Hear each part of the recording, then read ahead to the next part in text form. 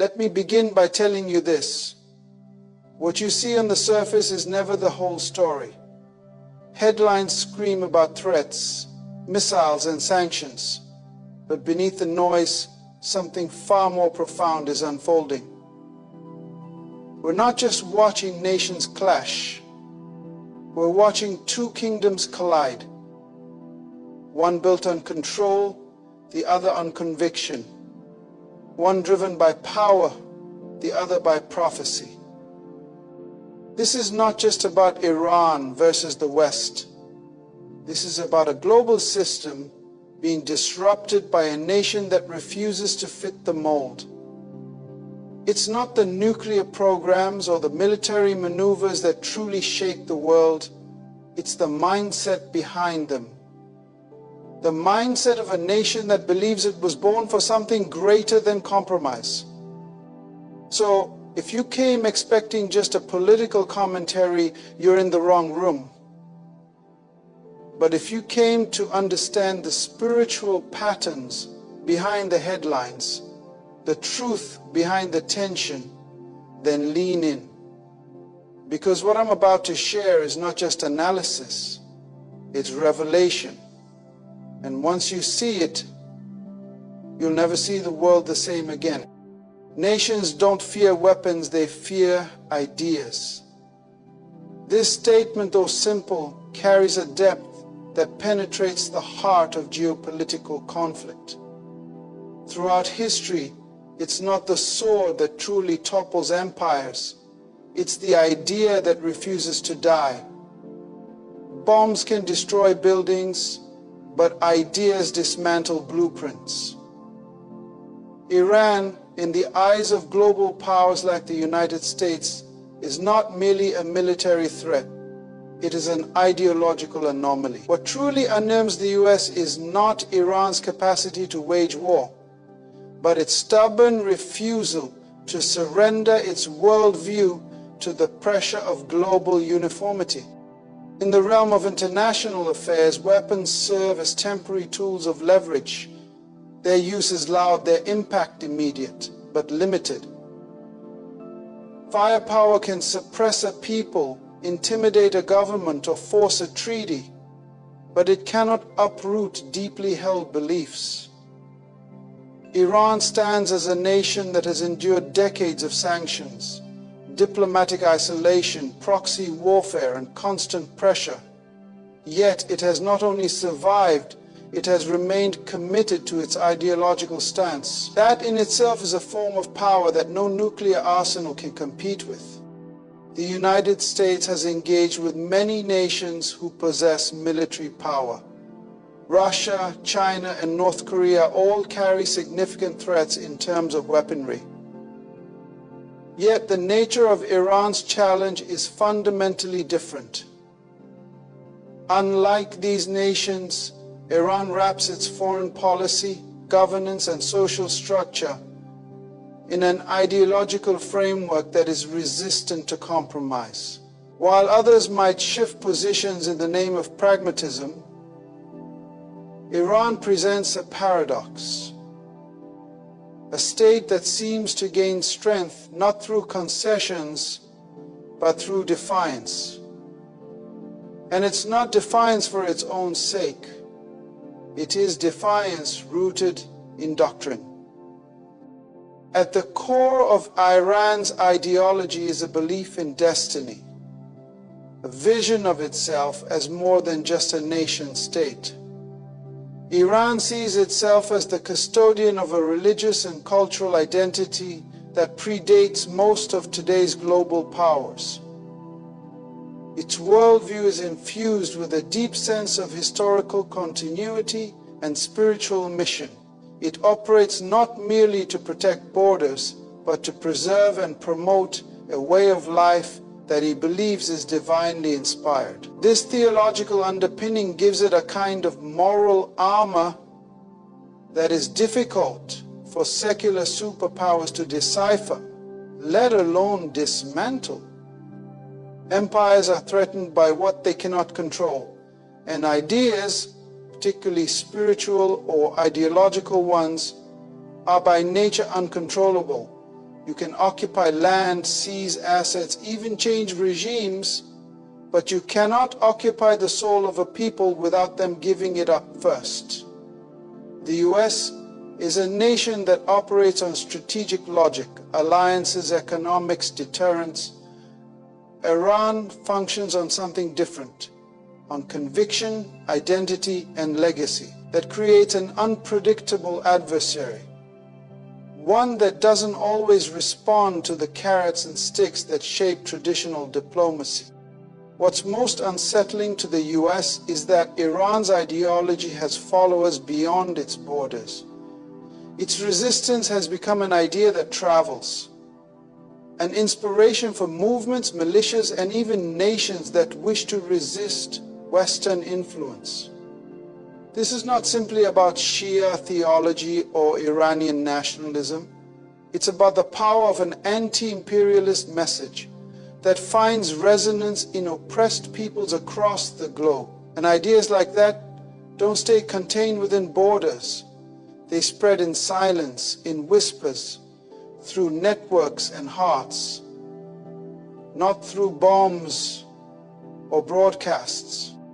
The West, particularly the US, thrives on maintaining a global narrative, a story in which democracy, capitalism, and Western secularism are the highest expressions of civilization. When a nation like Iran refuses to read from that script, it exposes the fragility of the narrative itself. And when that nation survives and even influences others, it becomes a living contradiction to the world order the US seeks to uphold. What the US fears is not just Iran's defiance, it's Iran's ability to endure, to remain standing after being labeled a pariah, to maintain national pride in the face of economic isolation, to rally internal and external supporters despite relentless demonization. That is the power of an idea, one that isn't swayed by polls, prophets, or pressure. A nation that believes it has a divine calling will always disturb nations that are guided by diplomacy alone. Control is always threatened by conviction. This truth echoes throughout history and continues to define the tension between dominant global powers and ideologically driven nations like Iran.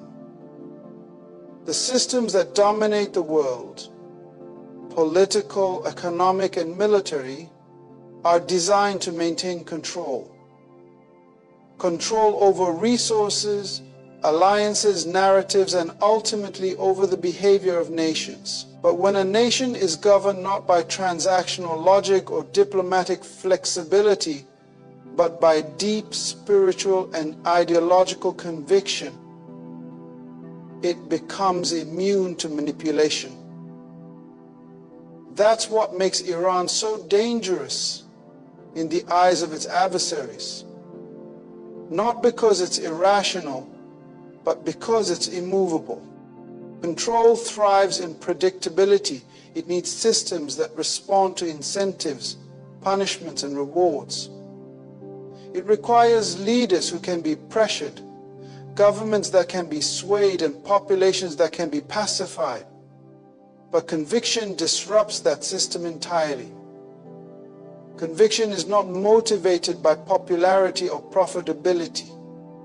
Conviction answers to something higher than global consensus. Iran, whether one agrees with its convictions or not, has shown time and time again that it is driven more by belief than by benefit.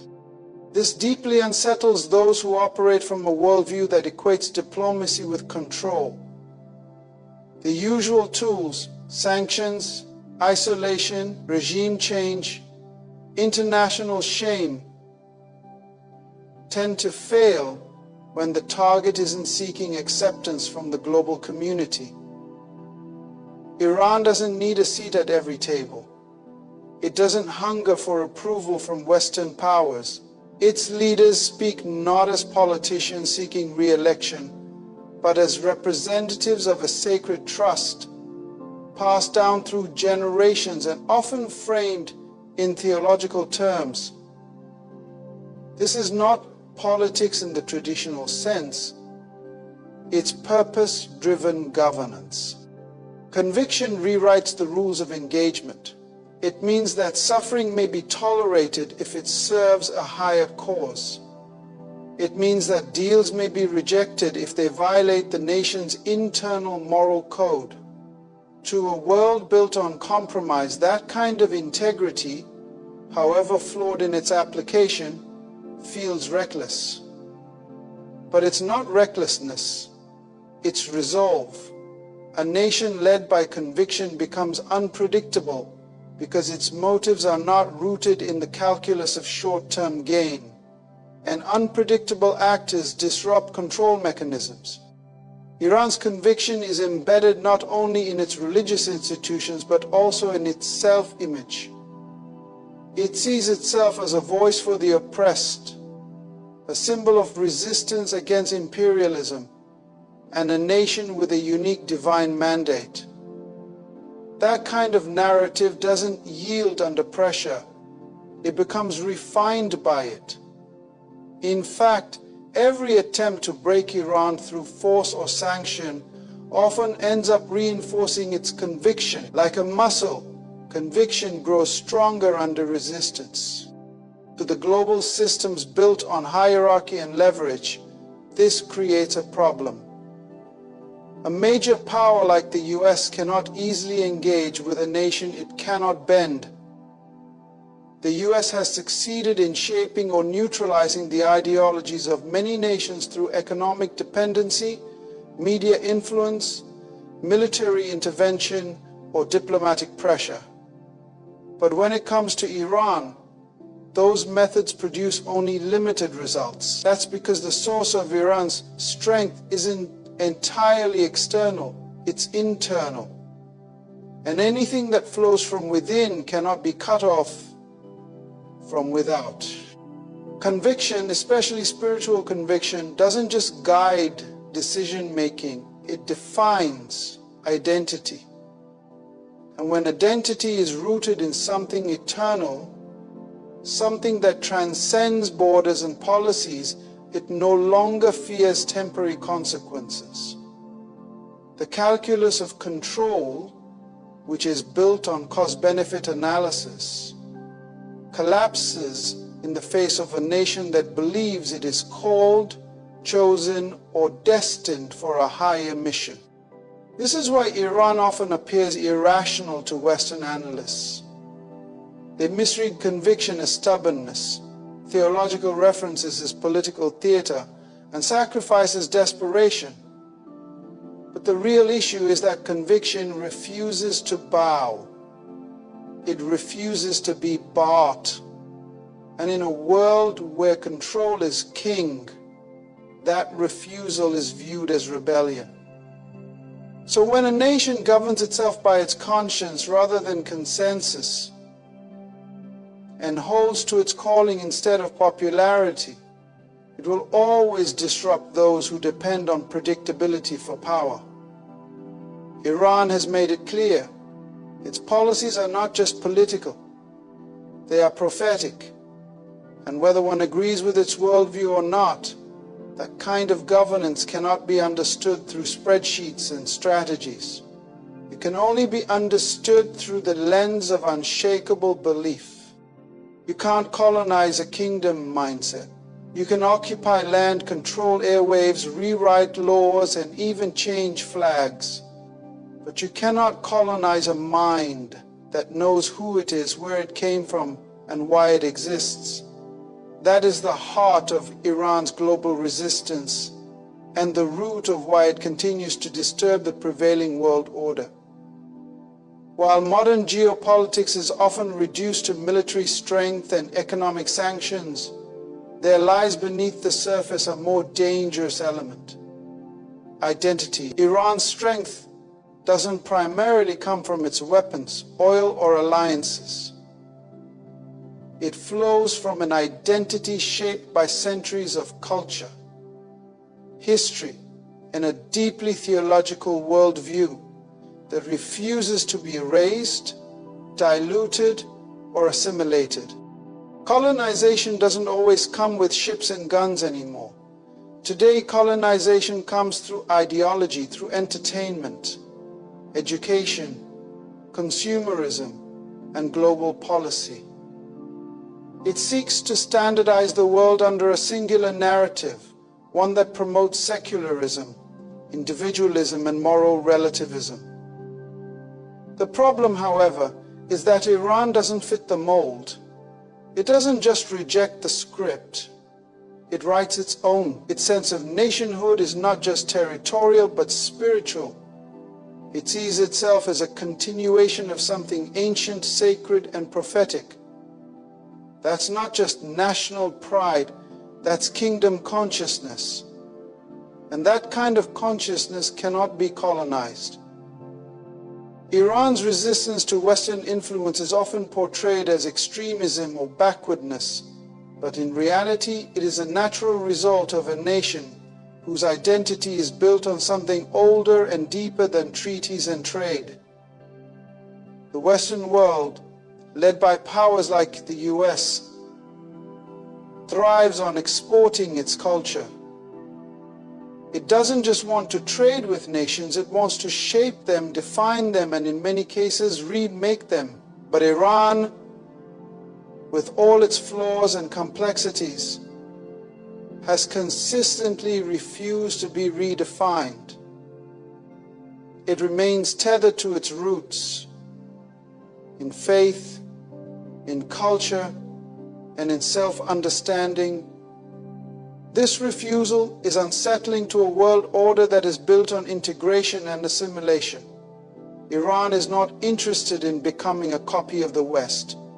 It's not seeking to join the global cultural current. It is swimming against it, and doing so unapologetically. This is not an accident, it's intentional. And that intention is what confounds global strategists. A colonized mindset is easy to manage. It asks for approval. It craves recognition. It bends to pressure. But a kingdom mindset doesn't need permission. It doesn't seek validation. It already knows its value. Iran sees itself not just as a sovereign state, but as a representative of a broader spiritual and cultural mission. Its leaders speak not just as politicians, but as guardians of legacy. Its policies are shaped not only by political needs, but by theological convictions. This is what makes Iran so difficult to contain. You can't bribe it into submission. You can't entertain it into distraction. You can't frighten it into conformity. Because it's not merely playing for political survival. It believes it's playing a role in prophetic destiny. Kingdom mindsets are dangerous to empires because they don't play by the rules of colonized nations. They don't rise and fall with global markets. They don't sacrifice belief for the sake of belonging. They don't trade legacy for luxury. Iran, for better or worse, has shown the world that it would rather suffer than surrender its sense of divine purpose. That is not weakness, that is power. The kind of power that can't be measured in missiles or money. And so, while the world continues to wage war through economics and airstrikes, Iran fights a different battle. The battle to remain uncolonized in thought, in faith, and in identity. This is what truly disturbs the global order. Because if one nation can maintain that kind of defiant clarity in the face of overwhelming pressure, others might follow. And when colonized nations begin to reclaim their kingdom mindset, the empires of control start to crack. It is not Iran's resistance alone that shakes the system. It's the reminder it sends to the world that no matter how advanced, persuasive, or powerful a system becomes, it cannot colonize the soul of a people who remember who they are. The greatest fear of power is losing narrative control. Empires are not merely built on armies and wealth. They are built on stories. Stories shape perception, and perception shapes reality. Control over narrative is control over meaning. It is the ability to define who the villain is, who the hero is, what justice looks like, and what the world should aspire to become.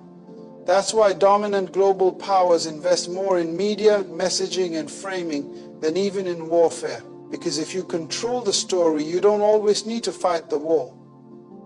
But when a nation like Iran refuses to play the role assigned to it, the script begins to fall apart.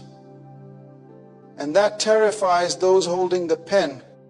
Iran's refusal to fit the Western narrative has less to do with propaganda and more to do with principle. It does not speak the language of global conformity. It doesn't echo Western definitions of democracy, freedom, or progress. Instead, it offers its own vocabulary. Words shaped by centuries of religious jurisprudence, revolutionary history, and cultural resistance. That unique voice is more than inconvenient, it is disruptive, because once an alternative voice enters the conversation, people begin to question the dominant one. And when that happens, the illusion of singular truth begins to fracture. Narrative control allows global powers to justify actions that would otherwise be indefensible. Sanctions, wars, invasions, and regime changes are often wrapped in the language of peacekeeping, human rights, and global stability.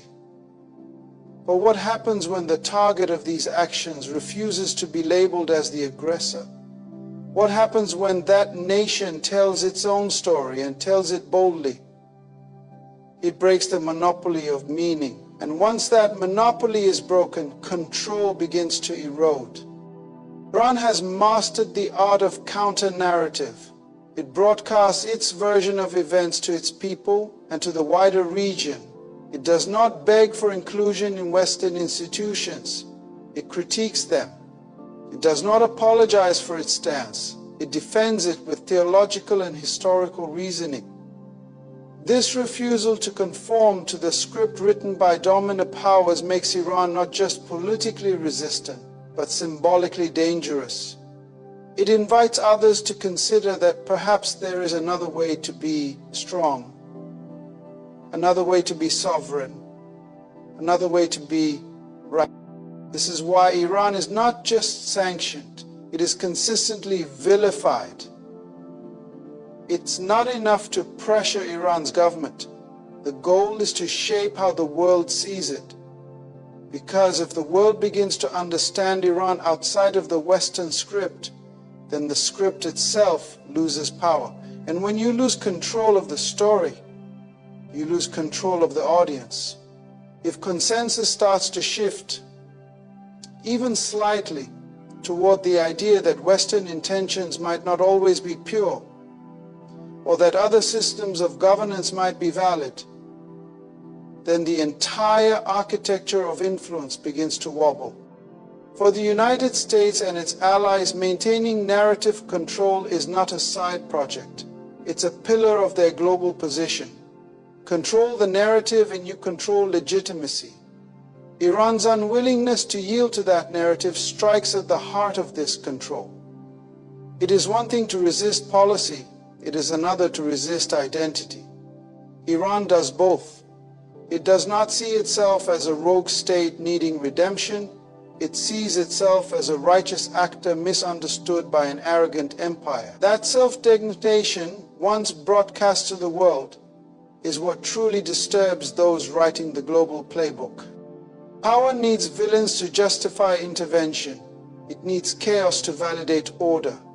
Iran's clarity, its refusal to act the part of the irrational, unstable, or defeated, undermines those carefully crafted storylines.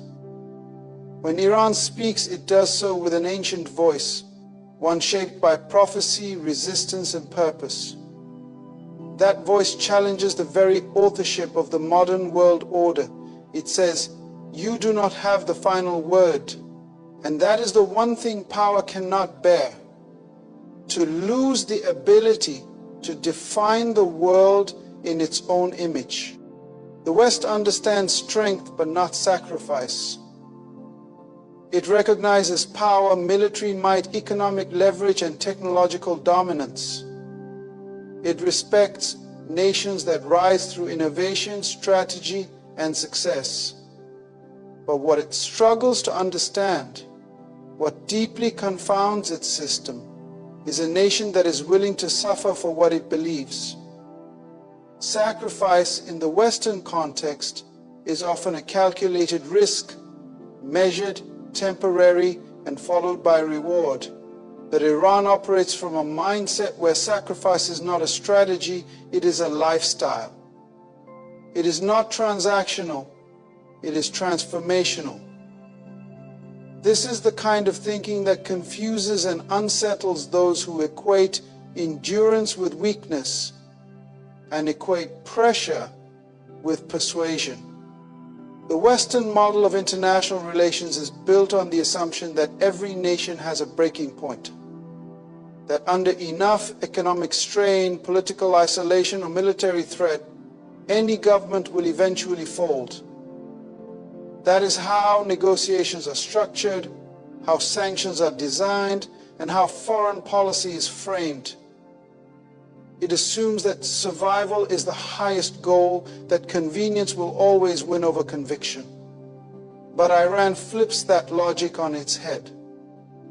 It has shown repeatedly that it is willing to suffer economically, politically, and even militarily if it means holding on to its identity, principles, and strategic independence. That kind of sacrifice throws a wrench into the machinery of global pressure. To the West, strength is measured by wealth, influence, and military superiority. To Iran, strength is measured by endurance, resistance, and faithfulness to its ideological foundations. And endurance, when rooted in belief, is a weapon far more powerful than bombs or dollars. It cannot be disarmed by embargoes or media narratives. It outlasts administrations and ignores threats. Iran's willingness to absorb years of crushing sanctions, diplomatic isolation, cyber attacks, and even the assassination of its leaders, all without changing course, reveals a kind of strength that doesn't fit within the Western template. That strength is born out of sacrifice. Iran's political structure is shaped not merely by policy but by martyrdom, memory, and mission. Its national identity is tied to historical suffering, from ancient invasions to modern revolutions. It sees its hardships not as obstacles but as proof of purpose. This creates a people and a government that can endure far more than most Western analysts can calculate. When a nation's spirit is forged in the fires of struggle, it becomes far less sensitive to pain and far more dangerous to those who use pain as a weapon. Western powers often rely on systems of convenience to maintain influence. They offer aid in exchange for allegiance. They build alliances based on mutual benefit. They penalize disobedience with isolation. It's a world where deals are made, interests are aligned, and loyalty is purchased. But Iran is not for sale. And that in itself is an act of defiance. It is not playing for short-term gains. It is not interested in climbing the ladder of glory. It is willing to lose, as long as it never bows. That kind of willingness is foreign to the Western psyche. It is unsettling to leaders who govern by polls, corporations that invest based on quarterly returns, and societies that measure success by comfort. A nation that chooses principle over prosperity, that would rather be misunderstood than manipulated, breaks every rule in the playbook of modern diplomacy, because sacrifice, true, uncompromising, voluntary sacrifice, is ungovernable. You cannot control someone who doesn't fear loss, and you cannot predict a nation that would rather suffer than sell its soul. This is why Iran remains such an enigma to global powers. It doesn't just endure pressure, it turns it into fuel. It doesn't just survive attacks, it weaves them into its narrative. It doesn't just resist the West's, it exposes the West's limits. For all its strength, technology, and dominance, the Western system struggles when faced with something it cannot buy, bend, or break. And Iran, for all its complexities and flaws, has proven that its most dangerous weapon is not its missiles, but its willingness to bleed for what it believes. When prophecy meets politics, the earth shakes. History has always been shaped not only by power struggles and political alliances, but by the deeper, often invisible undercurrents of belief. Belief in destiny, in divine assignment, in sacred timelines. Iran does not merely see itself as a player on the geopolitical chessboard. It views itself as a vessel of historical and spiritual purpose, and when a nation moves according to prophecy, rather than mere strategy, it becomes a force that cannot be understood through conventional political analysis. That's what makes Iran so unsettling to the modern world. It doesn't just participate in politics, it spiritualizes them. Iran sits at a unique intersection where ancient scriptures and modern sanctions collide, where theological visionaries sit alongside military strategists. Its leadership doesn't only speak of economics or sovereignty. They speak of divine timing, of eschatology, of a world order that aligns not with Western democratic ideals, but with sacred narratives passed down for generations. This isn't simply about preserving borders. This is about fulfilling what they believe are foretold roles in the final chapters of human history. To the secular West, that kind of thinking is irrational, dangerous even. In a world where politics is supposed to be about pragmatism and policy, Iran introduces a wild card belief. And belief, especially prophetic belief, has a stubborn power that refuses to be calculated or contained. Because prophecy does not respond to polls. It does not shift with pressure. It moves only when the time is right, according to a vision that was written long before today's superpowers even existed. Iran's worldview is shaped by centuries of spiritual scholarship, messianic expectation, and religious symbolism. From its perception of regional dominance to its resistance against Western imperialism, every action is framed within a larger cosmic picture. It doesn't just see sanctions, it sees trials. It doesn't just see threats, it sees tests. And it doesn't just see alliances and wars, it sees alignments of destiny. This framing allows Iran to endure longer, strike harder, and remain resolute in the face of pressures that would unravel most nations. What disturbs global powers is not just Iran's behavior, it's the motivation behind it. Because when you are dealing with a government and a people who believe they are part of a divine narrative, traditional tools of manipulation become less effective. Economic pain cannot break a people who interpret suffering as a pathway to glory. Diplomatic isolation cannot intimidate a state that believes it stands on the side of a holy agenda. Even military threats lose force when directed at a nation that has reconciled death with martyrdom and hardship with spiritual reward. This is why Iran's presence is so volatile on the world stage, not because of its arsenal alone, but because of the spiritual weight it attaches to every political decision. It sees the modern power games not just as conflicts of interest, but as expressions of prophecy. For Iran, Jerusalem is not just a city, it is a symbol. The Gulf is not just a region, it is a theater of divine confrontation. And its enemies are not merely nations, they are forces standing in the way of what is written. This blending of prophecy and policy shakes global institutions that are built on human logic. It causes unease in nations that are used to making deals, shifting allegiances and redefining truth to suit their interests. But prophecy is not negotiable. It does not move with diplomacy. It moves with divine timing. And when a nation governs with that kind of worldview, it becomes ungovernable by external forces. So while many nations play the short game of influence and trade, Iran plays the long game of fulfillment. While others look to economic cycles, Iran looks to scriptural cycles. And that gives it a kind of resilience that the secular mind cannot predict. This is not just political rebellion, it's prophetic resolve.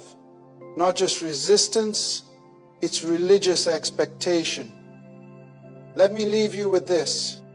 You can sanction a nation, but you cannot sanction destiny. You can isolate a people, but you cannot isolate purpose. The world fears what it cannot define, and it resists what it cannot control. But when a nation, flawed though it may be, walks with a conviction that it has been chosen for something greater, it disrupts the order of those who have crowned themselves gods over the earth. Iran is not feared because it is perfect, it is feared because it is persuaded. Persuaded that its history means something, persuaded that its suffering has significance, persuaded that its place on the map is not an accident, but an assignment. And here's the truth.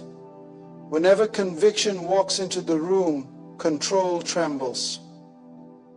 Because conviction does not beg, it does not bend, and it does not break.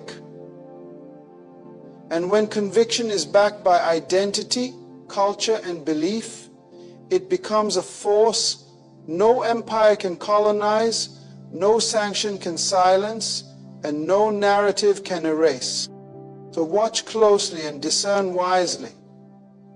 What we're witnessing in this hour is not just politics, it is prophecy in motion. Not just strategy, it is a shaking of systems. And only those with eyes to see will understand. The future does not belong to those with the loudest weapons, but to those with the deepest roots. Let him who has ears hear.